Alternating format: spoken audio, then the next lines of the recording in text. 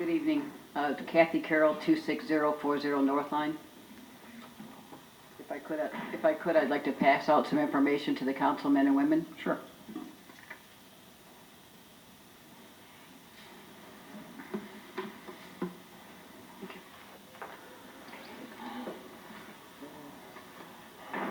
Yeah. Could you repeat your address? I am. Your corporate counsel. Yeah, she meant so. What is your address?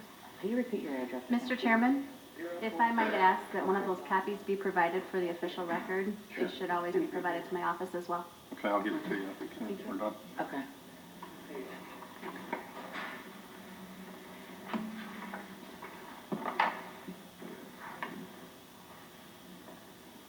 Okay, the packets that I just handed out to the councilwomen and women are supportive of the speech that I'd like to read to you right now, if you don't mind.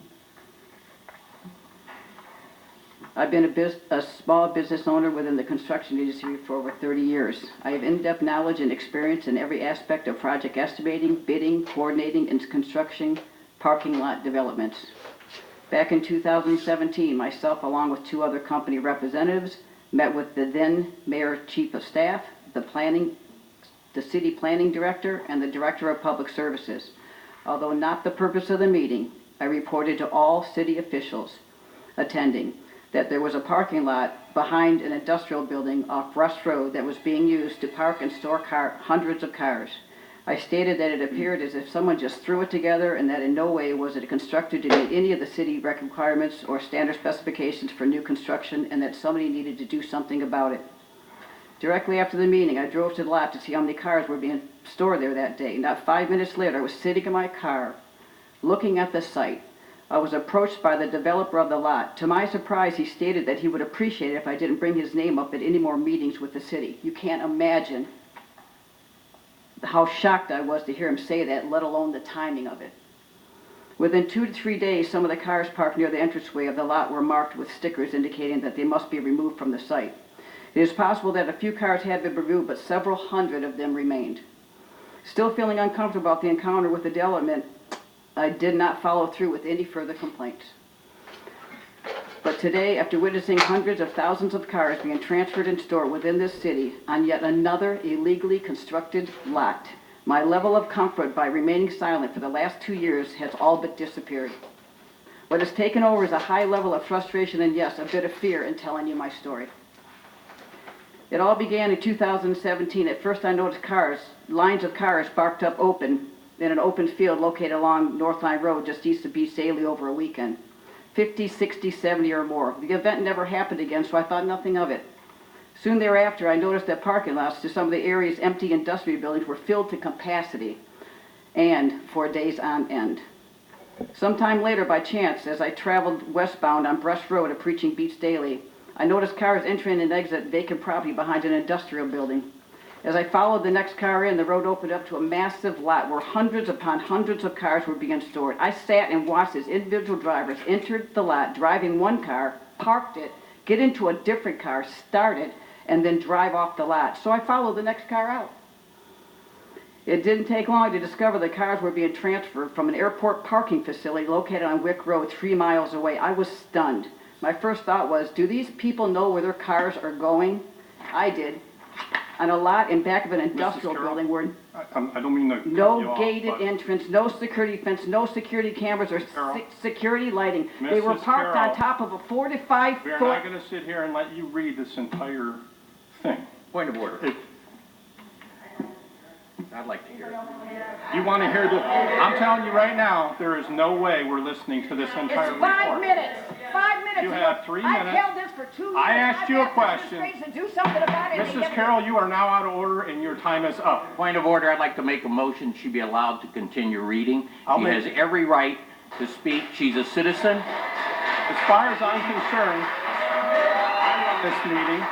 This appears to me, this is transparency, and if we're going to continue to block transparency, we're going to continue to have problems.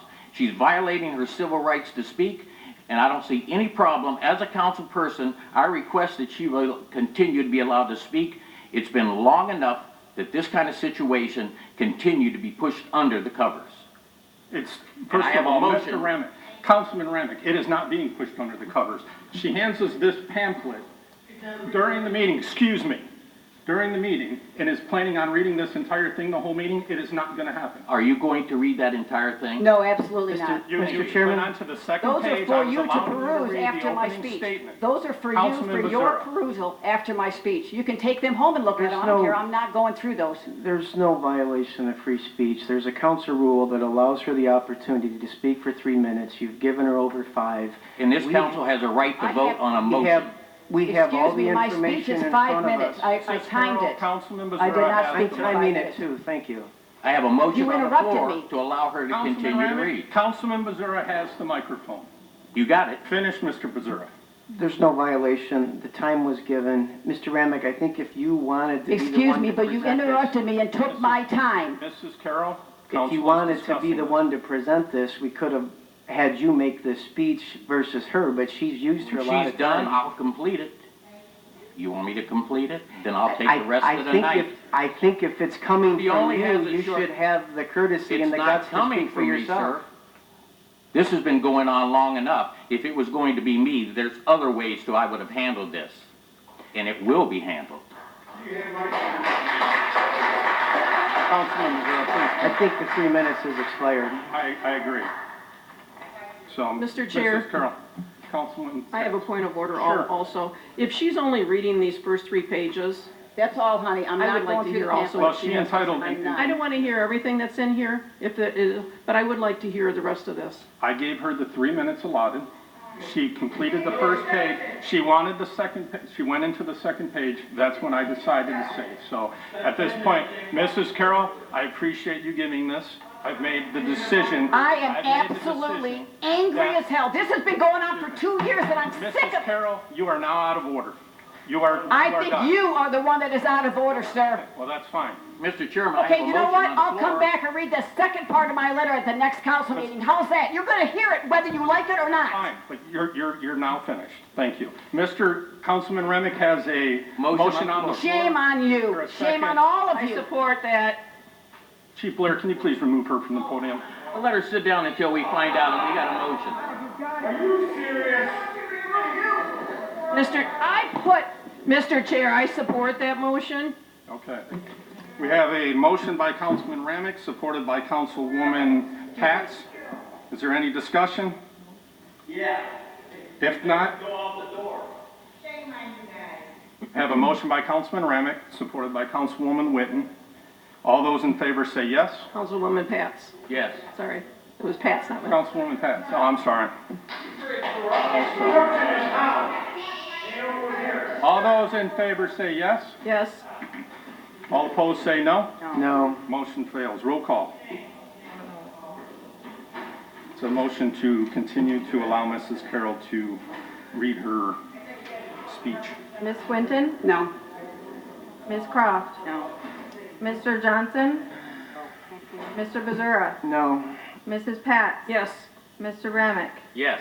Mr. Woolley? No. Motion fails. Is there anyone else out there that would like to speak? Yes, sir.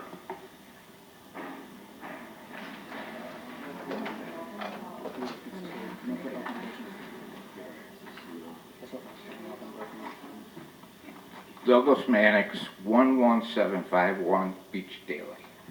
Now that you're all in a good mood, I want to tell you how the parking lot impacted my property. I've been a resident since 2006. On or about the summer of 2017, I returned home from a business trip out of town. My next door neighbor suggested that I go to the back of my property and see whoever was doing the construction if they had encroached on my property. What I came across was a young man and a bulldozer pushing down trees and plowing up the soil. I told them to stop.